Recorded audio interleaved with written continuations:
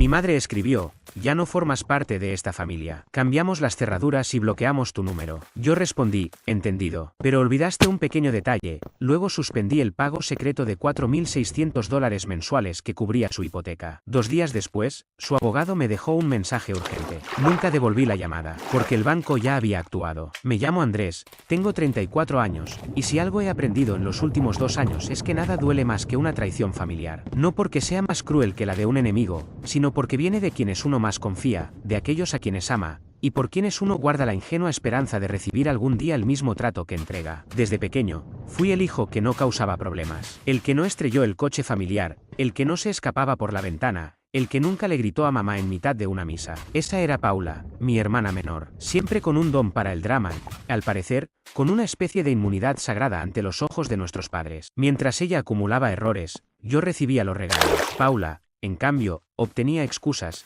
Está pasando por una etapa, decían, pero al principio, no la culpaba. Pensaba que todas las familias son desordenadas y que con el tiempo todo se equilibraría. Así que fui a una universidad comunitaria, trabajé a tiempo completo, pagué cada centavo de mis estudios, y poco a poco escalé en una empresa de tecnología que no se fijó en mi apellido, sino en mi esfuerzo. Mientras tanto, Paula iba de un negocio piramidal a otro, descubriéndose a sí misma en retiros de bienestar ridículamente caros, que mis padres, por supuesto, financiaban.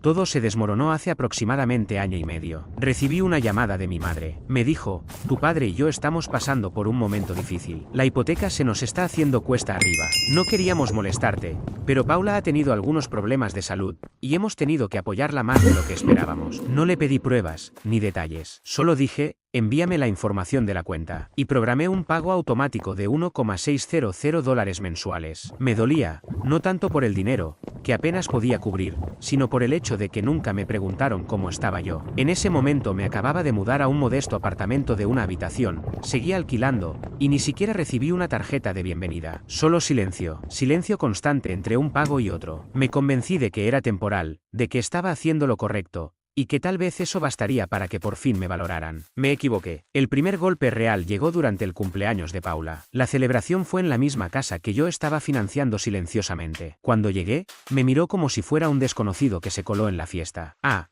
viniste, dijo con una sonrisa fingida que se desvaneció de inmediato. Creo que hay cerveza en la nevera del garaje. Había llevado un marco digital de $200, cargado con fotos de nuestra infancia. ¿Un regalo emocional? Con la esperanza de ablandar tensiones. Nunca lo abrió. Luego, vino el brindis de papá. Por Paula, exclamó con orgullo. Siempre has sido la luz de esta familia, la que nos hace reír, la que mantiene este hogar con vida. Casi me atraganto con el agua. No me mencionaron ni una vez, pero eso no fue lo peor. En los meses siguientes, los pocos mensajes de mi madre se volvieron más fríos, secos, casi monosilábicos. Y Paula, de pronto, se había convertido en la gran anfitriona, organizaba almuerzos, redecoraba la casa, subía historias a Instagram presumiendo como si fuera suya. Hasta que un amigo de la familia me dijo que Paula se había mudado de forma permanente, y que mi madre andaba diciendo por ahí que Paula ayudaba con la hipoteca. Primero me reí, luego me quedé mirando el correo de confirmación del último pago. Un día, decidí pasar por la casa sin avisar, de regreso del trabajo. Al llegar,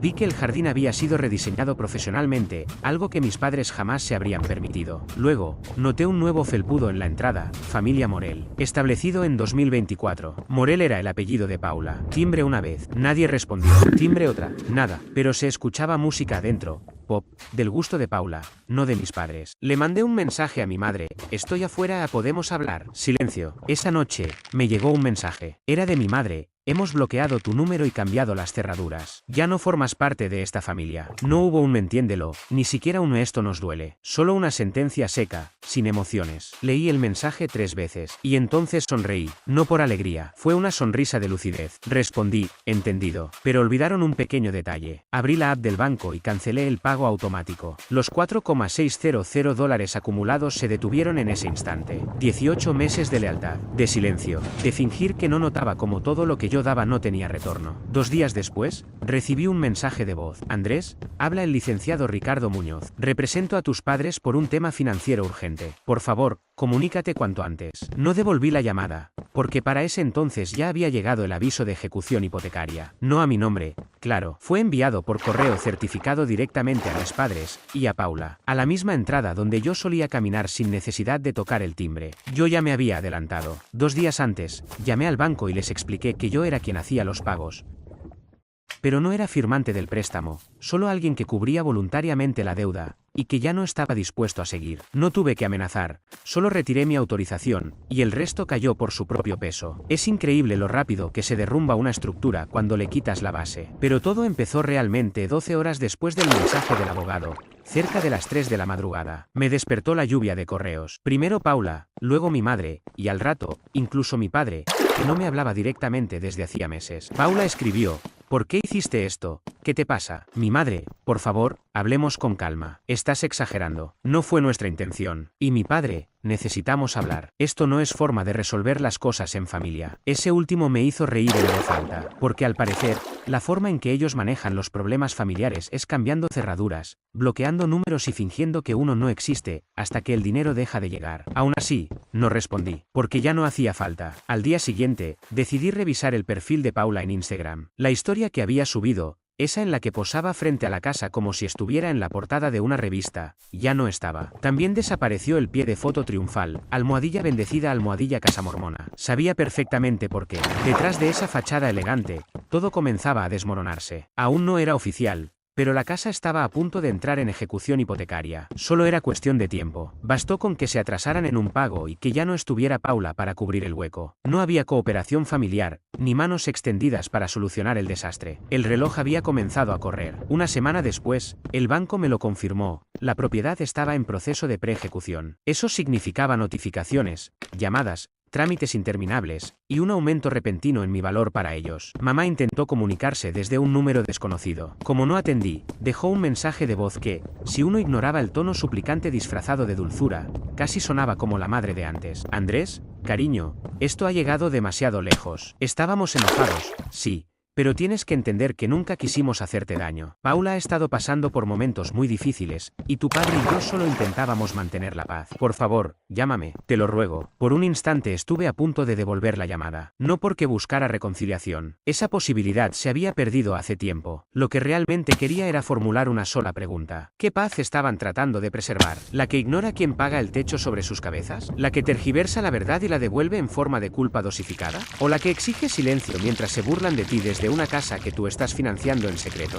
No, no los llamé. En lugar de eso, hice algo que algunos considerarían mezquino, aunque yo lo vi como un acto de honestidad. Le envié a Paula un último mensaje, breve, directo, sin adorno alguno. Resulta que la casa no era tuya, después de todo. Ella lo leyó, pero no contestó, solo me bloqueó. Pensé que ahí acabaría todo. Me equivoqué. Lo peor llegó unos días después, con otro mensaje de voz, esta vez del abogado de la familia. Señor Muñoz, la propiedad ha entrado oficialmente en preejecución. A menos que se abone el total del monto adeudado de forma inmediata, el proceso legal continuará. Sus padres estaban convencidos de que esta situación ya se había solucionado. Por favor, comuníquese conmigo. Están sumamente angustiados. Me imaginé que sí, que estarían al borde del colapso. Habían pasado tanto tiempo confiando en que yo, el hijo que nunca exigió nada, ni elogios, ni regalos, ni reconocimiento público, continuaría pagando en silencio. Yo solo pedía un poco de decencia, un lugar legítimo en la mesa, un gesto de honestidad. En su lugar, le dieron mi asiento a Paula y le pusieron una alfombra roja, mientras me usaban como respaldo financiero en la sombra. Jamás se imaginaron lo que pasaría si simplemente me alejaba del escenario. Y ahora, según supe, andan desesperados intentando vender la casa. Buscan un comprador antes de que el banco la reclame por completo. Pero nadie está interesado. El mercado local está congelado y los rumores sobre sus problemas económicos ya se propagan por el vecindario como el humo de un incendio. La gente empieza a preguntar cuando ve a una familia, antes presumida, tropezar de repente. Yo no conté nada. No hizo falta. El silencio hablaba por sí solo. Aún con todo esto, hay algo que me duele. No porque los extrañe en mi vida, sino porque alguna vez sí lo hice. En su momento creí que si trabajaba más, si aportaba más, si callaba más, al final me verían, me respetarían, me tratarían como alguien que valía más que un número de cuenta compartido. Esa ilusión ya no existe. Y, curiosamente, es una de las pérdidas más liberadoras que he tenido. Pero el verdadero caos estaba por venir. 2 días después del último mensaje del abogado, estaba en mi departamento, tranquilo, en paz, sin deudas, todo pagado por mí, cuando escuché un golpe en la puerta. No era el cartero, ni un vecino, ni una entrega. Era mi padre, abrí apenas lo suficiente para ver su rostro. Enseguida lamenté no haber mirado antes por la mirilla. Se le notaba mayor, cansado, como si el peso de su soberbia finalmente le hubiera pasado factura. Tenía los ojos enrojecidos, la camisa arrugada y el rostro sin rastro de sonrisa. «Andrés, tenemos que hablar», dijo. Lo miré fijamente. «No, tú lo que necesitas es irte». Avanzó con paso firme, como si esperara que cediera, como si pudiera retroceder el tiempo a esos días en los que él daba órdenes y yo las obedecía sin pensar. «Conduje 2 horas para llegar hasta aquí», dijo con ese tono que usaba cuando quería imponer autoridad. «Ese no es mi problema», respondí, cerrando la puerta sin prisa. Pero su mano impidió que la puerta se cerrara del todo. «No hagas esto. Eres mejor que esto». Ahí fue cuando perdí la calma. Empujé la puerta apenas lo suficiente para clavarle la mirada. Cambiaron la cerradura. Me bloquearon el número. Dijeron que yo ya no era parte de la familia. Y ahora que se acabó la comodidad, ¿te acuerdas de dónde vivo? Pareció confundido, como si esperara llanto o súplicas. «No robamos nada», balbuceó. «Eso fue idea de mamá», intentó justificar, como si pudiera esquivar la responsabilidad. Solté una risa incrédula. Ella apretó enviar. «Sí, pero los dos firmaron los papeles. ¿Tuviste cómo Paula se mudó? Como fingía que había levantado esa casa con sus propias manos, mientras yo pagaba todo en silencio. Y no dijiste nada». Retrocedió ligeramente, frotándose la nuca. «Las cosas se salieron de control. Pero ya sabes cómo es tu hermana. Solo queríamos apoyarla». «No, la estaban consintiendo». «Eso no es apoyo». Jugó su última carta, la más gastada de todas. «Es familia». Lo miré con incredulidad. «¿Y yo no?». No respondió. No le hizo falta. Cerré la puerta sin titubear. Esta vez no intentó detenerla. Me quedé quieto, con la mano sobre el picaporte, el corazón golpeándome fuerte el pecho, porque aunque lo odiara, una parte de mí todavía quería que tocara de nuevo, que se disculpara, que lo dijera con sinceridad, tal vez incluso,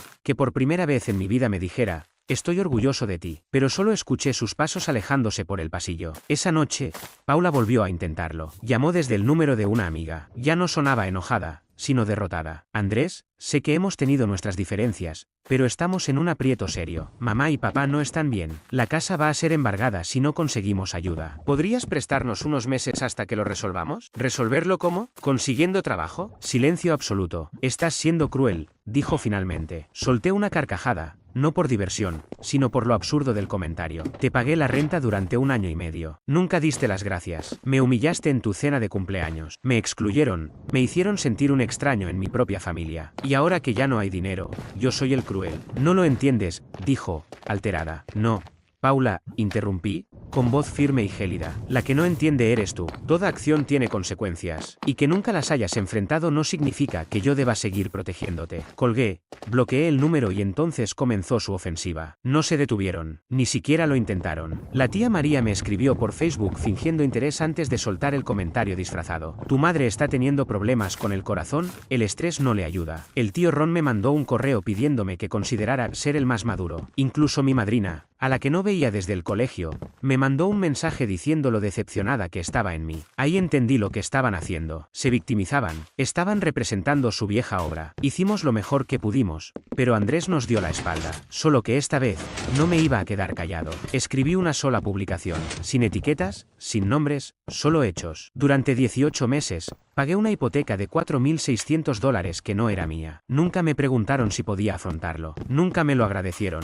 Después me bloquearon y me excluyeron de una casa que yo estaba sosteniendo en silencio. Ahora que el banco aparece, de pronto vuelvo a importar. No por mí, sino por el dinero. No daré nombres, pero no me van a hacer sentir culpable por contar la verdad. Cerré sesión justo después. No leí los comentarios. No revisé reacciones. Pero los mensajes se detuvieron. Creo que, en el fondo, sabían que se había acabado. Que había salido del papel que me habían asignado y no pensaba volver. Aunque no esperaba lo que vino después. Porque 2 semanas más tarde, recibí una carta sin remitente. Pero reconocí la letra de inmediato. Era de mi madre. El sobre era color crema, con las esquinas dobladas. La escritura, esa caligrafía redondeada que no veía desde hacía años, tenía un leve aroma a lavanda. Mi madre siempre perfumaba las cartas, incluso las de Navidad. Sostuve la carta en mis manos más tiempo del necesario, debatiéndome entre romperla o leerla. La curiosidad ganó. Dentro había una sola hoja, doblada cuidadosamente en tercios. «Andrés, sé que te hemos lastimado. Sé lo que dijimos. Lo que yo dije no se puede borrar. Pero te pido que al menos intentes comprender de dónde venía. Paula nos necesitaba. Aún lo hace. Y tal vez me concentré tanto en sostenerla que no me di cuenta de que,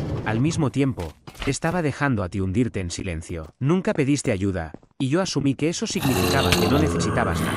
Hoy entiendo lo equivocado que estaba. No conocía todos los detalles de los pagos, solo algunos. Tu padre se encargaba de las finanzas, pero sabía lo suficiente como para entender que nos estaban sosteniendo, y aún así lo permití. Te dejé cargar con todo sin decir gracias, sin decir te quiero, sin decir que estoy orgullosa de ti. Andrés, estoy tan orgullosa de ti. Siempre lo he estado, pero en algún punto del camino me olvidé de decírtelo. Estaba tan ocupada preocupándome por todo lo demás que no vi lo que eso estaba costando. La casa, probablemente ya lo sepas, se perdió. Ahora estamos quedándonos con una amiga de tu hermana, pero es algo temporal. Nada es permanente en este momento. Si no quieres volver a vernos, lo entenderé. Aún así, espero que algún día podamos sentarnos a la misma mesa, aunque sea una sola vez, sin exigencias, sin condiciones, solo como familia. Con cariño, mamá. Leí esa carta 3 veces, no porque no la comprendiera, sino porque necesitaba confirmar que era real. Parecía sincera, arrepentida, pero llegaba después de todo, después de las mentiras, las traiciones, las puertas cerradas con llave y los mensajes del abogado, después de que toda la familia me tratara como el malo por fin, decir que no, y ahora que lo habían perdido todo, la verdad resultaba muy conveniente, pero ya no sentía rabia,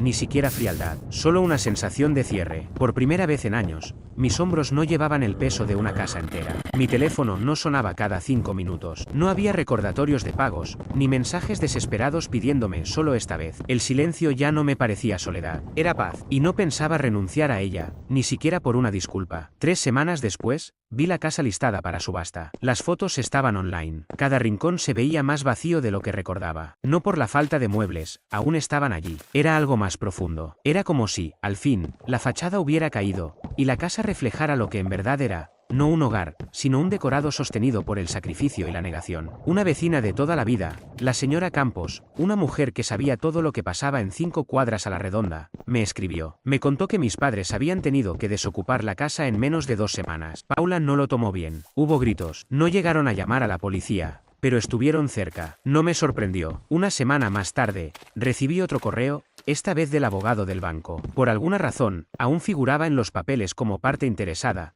y querían saber si pensaba participar en la subasta. No respondí. Dejé ir la casa, y por primera vez en mucho tiempo, también me dejé ir a mí. Empecé a gastar dinero en mí mismo. Nada exagerado, pero con sentido. Renové mi apartamento, hice un viaje solo a la montaña y dejé el teléfono en modo avión todo el tiempo. Compré un coche de segunda mano que no estaba sostenido por cinta adhesiva y oraciones. Me inscribí en terapia, y esta vez, sí asistí. Dejé de revisar el perfil de Paula en redes. Bloqueé el chat familiar. Cambié mi número. Eliminé las cuentas de pago automáticas que tenía guardadas. Un día, caminando por una librería, tomé un cuaderno en blanco. No sabía qué iba a escribir ahí, pero sentí que algo debía comenzar. No para procesar el dolor, para eso estaba la terapia, sino para registrar quién estaba empezando a ser, ahora que ya no tenía que cumplir con el papel que me impusieron, el confiable, el cajero, el hijo invisible. Ese tipo ya no existía. Pasaron los meses. No supe más de ellos. No recibí llamadas, ni mensajes. Llegó Navidad, sin tarjeta, sin texto, sin un solo saludo. Y por primera vez,